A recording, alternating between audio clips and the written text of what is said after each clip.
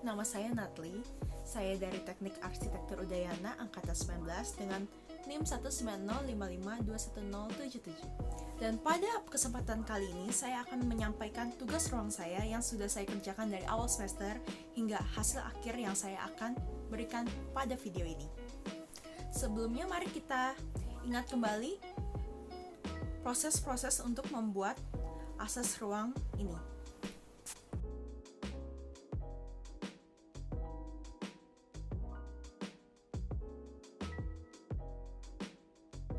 Sekarang mari kita mulai dengan apa tema asas ruang semester ini.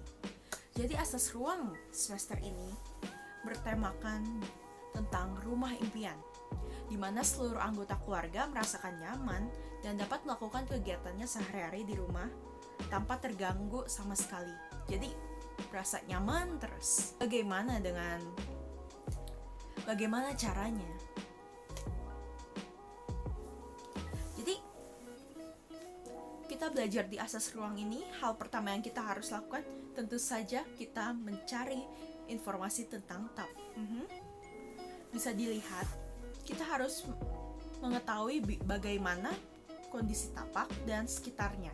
Apakah di depan tapak, jalan raya di depan tapak berapa meter, habis itu di sebelah kiri kanan, belakang, apa yang ada di tapak, apa ada yang sekitar tapak. Kan tidak mungkin kan kita bikin, misalnya ada. Lalu yang kedua, kita merancang asas fungsional keluarga. Bagaimana caranya? Dengan mengetahui kebiasaan anggota keluarga. Jadi kita mencari tahu tentang kebiasaan anggota keluarga yang biasa lakukan di rumah.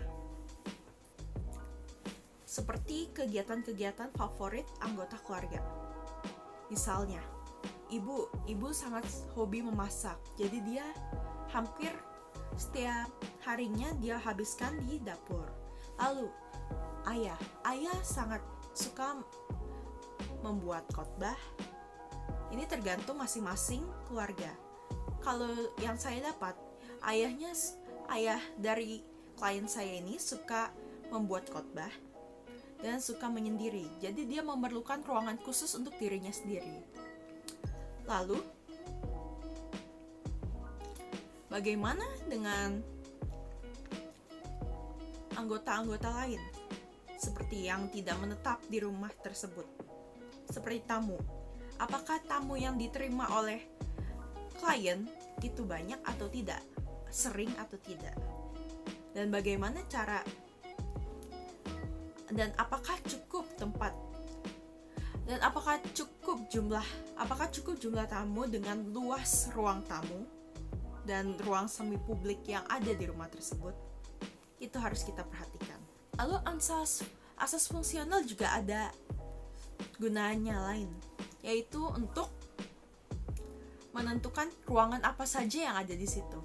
Seperti ayah ibu memerlukan satu kamar tidur untuk mereka, dan untuk yang klien ini mempunyai dua anak itu mereka harus berpisah.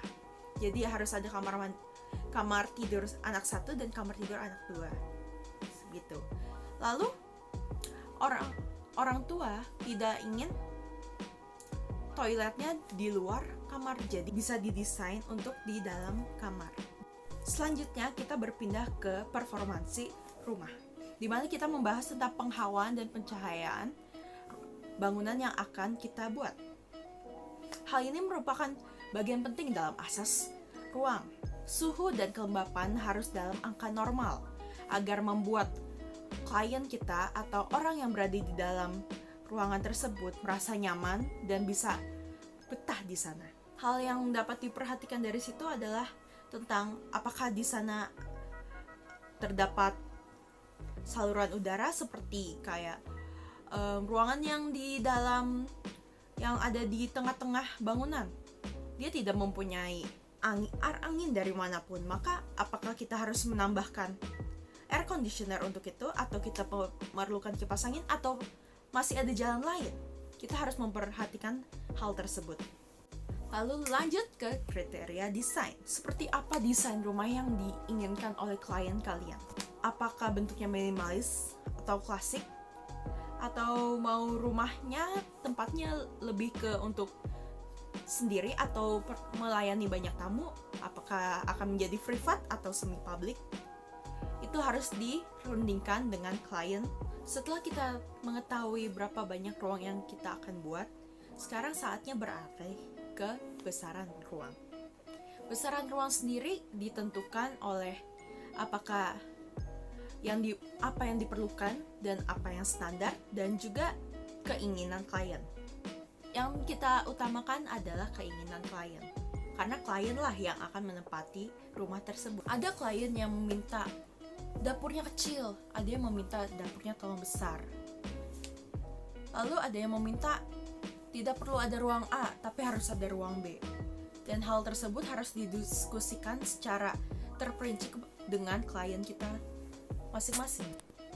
Setelah mengetahui besaran-besaran ruang dan mengkalkulasikannya, mari kita beralih dengan bermain puzzle.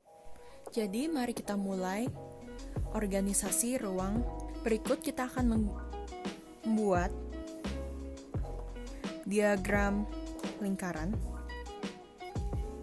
yang sudah terukur. Jadi semakin besar ukurannya, semakin besar ruangan tersebut akan dibuat, dan semakin kecil ruangannya akan juga semakin kecil.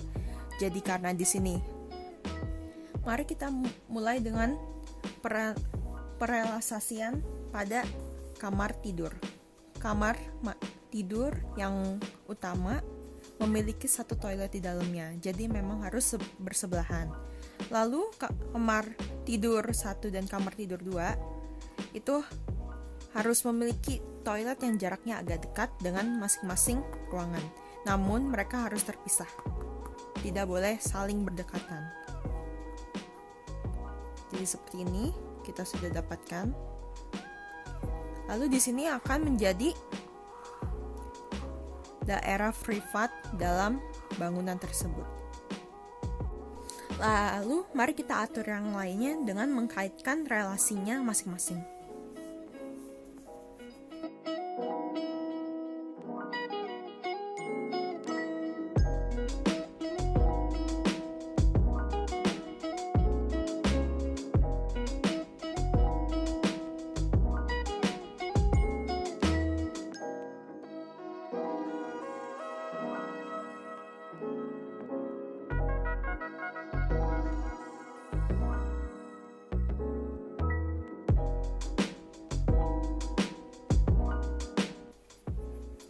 Baik, kita sudah selesai dengan perrealisasian ruang. Dapur memang harus dekat dengan ruang makan agar penaruhan makanan lebih mudah. Lalu, ruang makan juga harus dekat dengan ruang yang sering dilalui oleh anggota-anggota keluarga, yaitu maka harus dekat dengan ruang keluarga. Lalu, ruang tamu, ruang makan, ruang keluarga, dan dapur merupakan ruangan yang menjadi semi publik. Begitu juga dengan gudang dan ruang basah. Lalu pada selanjutnya, ruang tamu juga bisa menjadi ruang publik. Mari kita membagi ruang publik, semi publik, dan privat.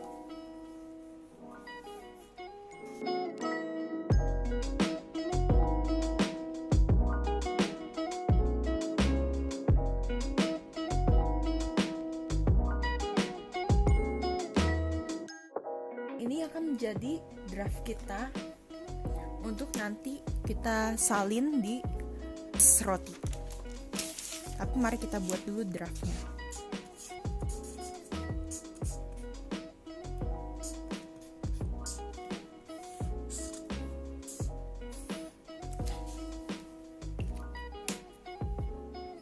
Dalam draft ini kita akan menghubungkan ruangan antar ruangan sesuai dengan relasinya.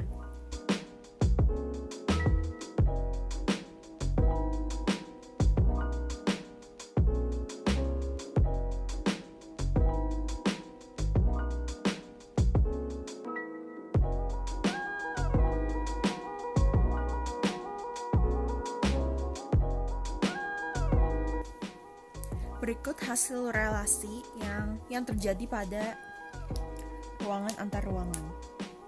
Jadi kamar mandi, toilet diperlukan dekat dengan kamar tidur 1 dan kamar tidur 2 dan kamar tidur 3. Lalu kamar tidur 1 memiliki toilet sendiri untuk ayah dan ibu pada rumah tersebut. Lalu dari kamar tidur ayah dan ibu bisa juga langsung ke ruang kerja, di mana ayah bisa langsung bekerja di sana tanpa harus melalui tempat ruangan-ruangan lain. Lalu ruang keluarga adalah ruang yang paling pusat, maka memang paling banyak relasinya. Dia harus menyambung dengan toilet dan juga harus menyambung dengan kamar tidur dan juga ruang tamu, karena ini juga semi public, ruang keluarga di semi public, jadi kemungkinan tamu masuk ke sini juga boleh. Tamu juga jika ingin numpang ke toilet juga masih bisa karena dia semi public. Ruangan yang privat adalah kamar tidur 1, 2, 3, ruang kerja dan toilet. Toilet khusus untuk kamar tidur 1. Lalu kenapa gudang dan ruang basah dijadikan semi public? Karena asisten rumah tangga bisa dengan leluasa keluar masuk ruangan tersebut, maka dibuatlah ruangan tersebut menjadi semi public. Sedangkan yang public adalah ruang tamu dan garasi. Garasi bisa digunakan untuk tamu untuk memarkir mobilnya ataupun tuan rumah memarkir juga mobilnya. Dan ruang tamu memang sudah dari awal diperkatakan public, karena di sanalah orang yang bukan bagian dari anggota keluarga boleh duduk di ruangan tersebut. Sekarang mari kita membuat bentuk rapih dari organisasi ruang tersebut. Setelah kita buat, maka kita akan menemukan hasil akhirnya berupa bentuk denah. Ya, ini adalah rencana yang akan dibuat untuk rumah tersebut. Denah ini adalah hasil pemikiran dari hal-hal yang sudah kita bahas dan kita pelajari dari klien dan juga pemikiran kita. Begitu progres saya dalam tugas proses perancangan ruang semester ini. Semoga video ini berguna untuk kalian. Terima kasih sudah menonton dan sampai jumpa.